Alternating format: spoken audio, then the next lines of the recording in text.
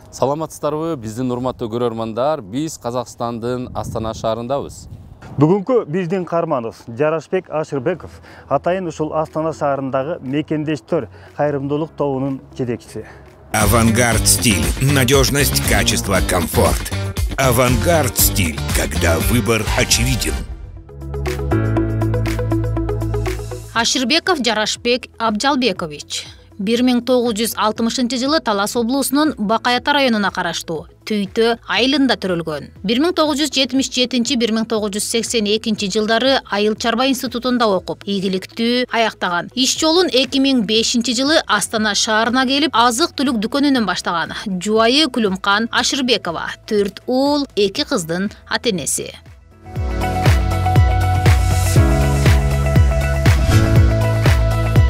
Азыр биз ушул үйдө турабыз. Бабыржан Момушев 18-чи үй. Бул жерде ушул үйдү сатып алганыбызга бир 2 жыл болду. Баштап жакын эле 18-чи дроп бир үйдө 15 жылдай турганбыз.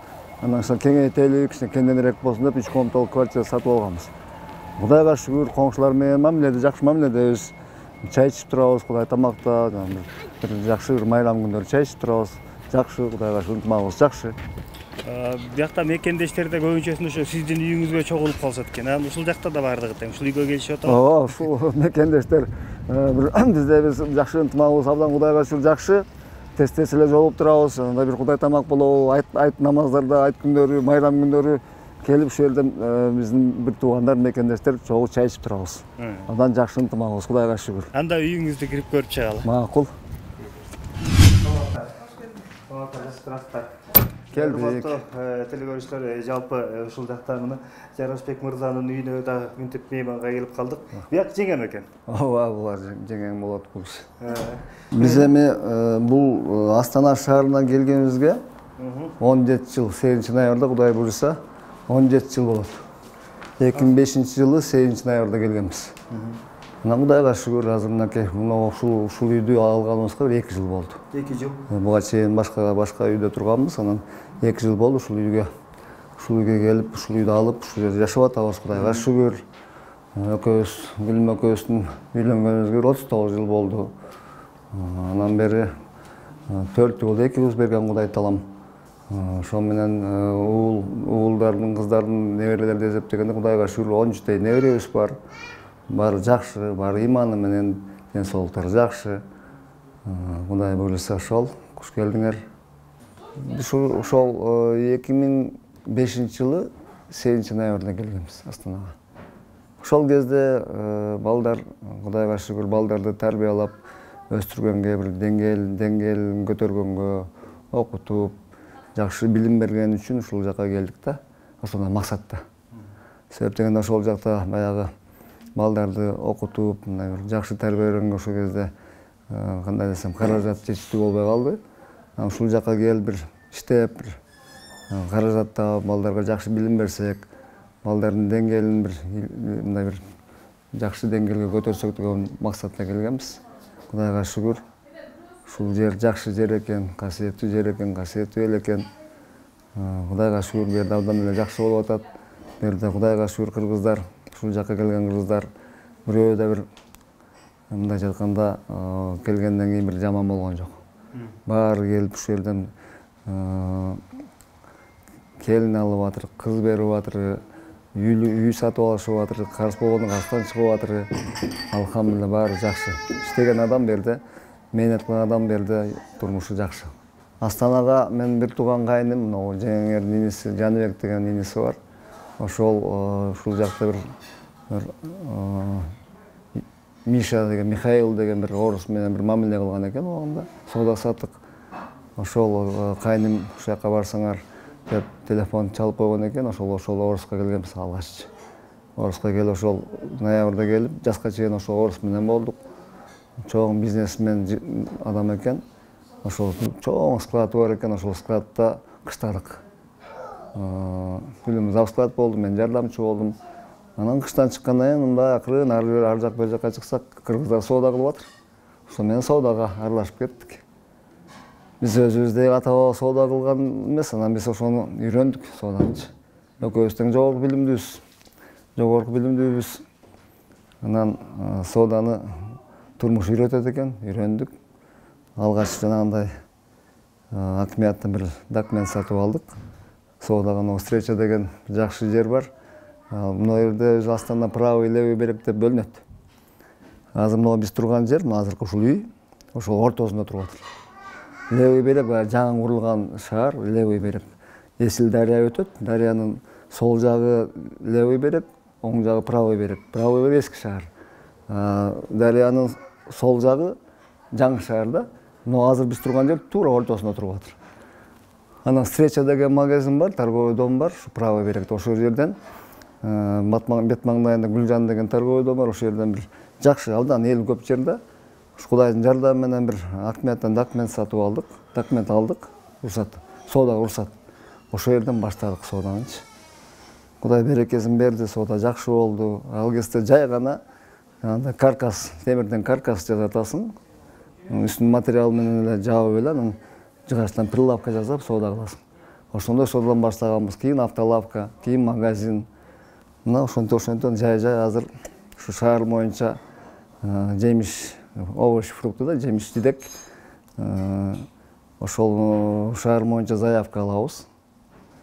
Ошол заявканы түшкө чейин дайындап, анан түштөн кийин 1-2 машина менен ташып үйлөрүнө жеткизип беребиз. Ошондой жумуш аткарып атабыз. Бул өтө түйшүктүү жумуш, аны ар адам аткара албайт.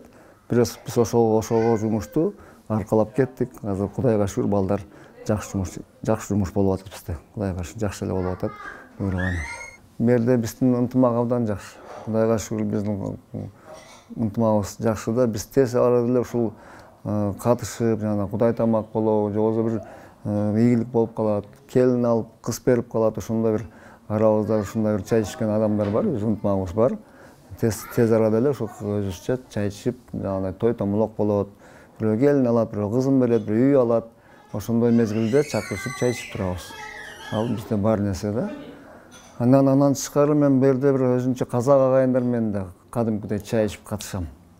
30-тай бир казак бир туугандар бар. Ошол Таңамал жана биз бардык го мечит. Барып асыр намазын окуган мечитте, ошол жамаатта, ошол мечитте күндө Таңамал багымдат намазын мен үйдөн окуйм, мечиттен окуйм. Ошол жерде бир 30-тай турактуу жамаат бар. Таң намазын, багымдат намазын калтырбай окуган 30-тай адам бар да. Арасында аксакалы бар, менен кичүүбү бар, улуу бар. Ошолор менен биз кадимкидей бир туугандай мамиледе болуп катышабыз.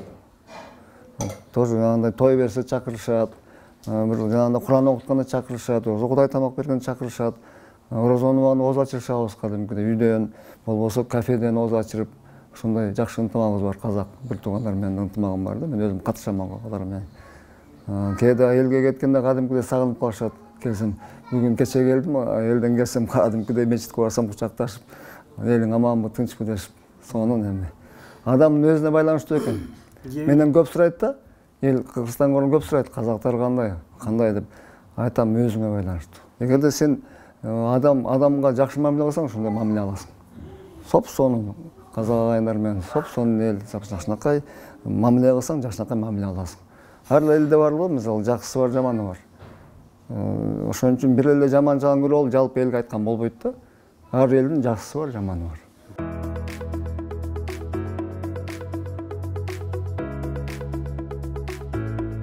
Үйдөн алыс эмес жерде бизде ушундай үйлөлүк бизнесибиз бар. Чакан бизнес бар, жер жемиш сатабыз. Магазин арт жагында склад бар. Ошол складда дайындап, жанагындай ушу шаар боюнча биз ушул жемишти жеткизебиз. Доставка на дом дейт орусчасы. Ошол складда дайындалат түшкө чейин. Анан түштөн кийин 1-2 машина менен шаар боюнча заказ бергендерге барып таратабыз. Ассаламу алейкумдар. Кандай жигиттер? Жакшыбы? Соода болуп атабы? Адамдар баарын жайгарып алдыңарбы? Ушул биздин жигиттер ушул соода кылышат. Мына жерде ушул баардык үйлөргө керектүү свежий жанагындай жемиштер сатылат. Баары таза, эртең менен таңертең күнделикте базардан барып алып келинет. Чарым деген базар бар, ошодон алып келип, анан кийин ушул жердеги клиенттерге сатылат да. Таза, баасы дагы приемлемый. таза качественный товар сатылат.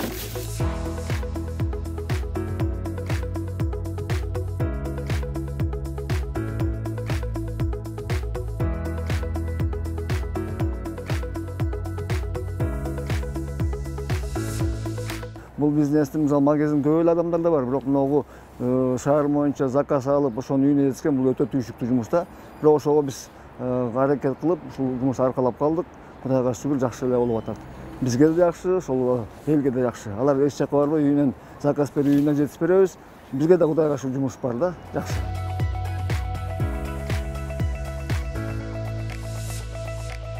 Урматтуу туугандар, бизде кудайга шүгүр бул жерде Астанада мекендештердин ынтымагы абдан жакшы. Ушул жерде биз 1-2 жыл алдында пандемиянын убагында кайрымдуулук топ түзгөнбүз. Кудайга шүгүр ошол топ ушул кезге чейин аткарып атабыз, жумуш аткарып атабыз. Бизде ушул жерде биз мекендештер бир кыйналып калса, тамактан кыйналып муктаж болуп калса, болбосо ооруп калса, операцияга муктаж болуп калса, болбосо каза болуп калса, биз ошол ортодо акчабыз бар. Ортодо жакшы ынтымактын негизинде Кудайдын колдоо менен жардам берип турабыз. Алхамдулилlah. Биздин топтун артыкчылыгы, биздин топто ар областтан, биздин Кыргызстандын булуң бурчунан мекендештер бар. Биз ал жерде сен кайдасың деп сурабайбыз. Кыргыз болсо, Кыргыздын ынтымагы абдан жакшы. Кыргыз болсо биз ошол биримдикте ынтымакта бири-бирибизге жардам берип турабыз. Мен ошол кыргыз элиме, жериме, биздин бияктагы кыргыз мекендештерден, туугандардан bir жакшы каалоо тилектерди айтам. Кыргыз элибиз бүтүндүгү, биримдикте болсо экен, кыргыз элибиз өнүп өссө экен, биздин кыргыз элине бейкутчулук, тынччылык заман болуп, башка мамлекеттерде өнүп өскөн мамлекеттердин катарына кошулганга тилейбиз. Кудай таалам ушул элибиз аман, жерибиз тынч болсун, согуш болбосун. Биз ошол биздин элге, биздин жерге бир жакшылыкка, той томолокко жакшылыкка барып туралы. Биз ошол кыргыз элинде болуп аткан жакшылыктар менен кубанып, тилектеш болуп, сүйүнүп туралы. Ошол кыргыз элибизге, жерибизге Кудай таалам өзүнүн мээримин чачып, көптөгөн жакшылыктарды Кудай таалам биздин элге бере берсин. Аман эсен бололу, биз бияктан аман бололу. Бир туугандар, кыргыз элим силер тияктан аман болгула. Элибиз аман, жерибиз тынч болсун. Баарыбызга Кудай таалам жакшылыктардан эмне тилесек, Кудай баардык жакшылыктарды бере берсин.